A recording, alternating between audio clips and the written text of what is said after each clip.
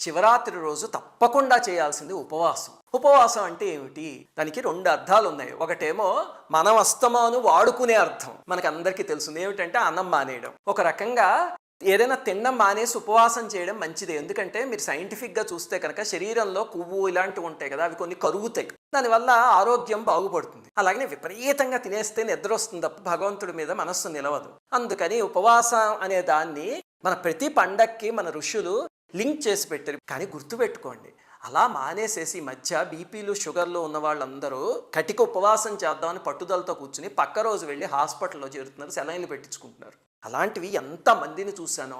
అలాంటి ఉపవాసాలు ఎప్పుడూ చేయకండి, అది మంచిది కాదు. ఇంకా రెండవది, అసలైన ఉపవాసం ఏమిటి? ఇది అన్నం మానేయడం ఉపవాసం కాదు. అసలైనది ఏమిటి అంటే ఉపవాసం అంటే దగ్గరగా ఉండడం. అంటే మన మనస్సు పరమేశ్వరుడికి దగ్గరగా రోజంతా ఉండగలిగితే దాన్ని ఉపవాసం అంటారు.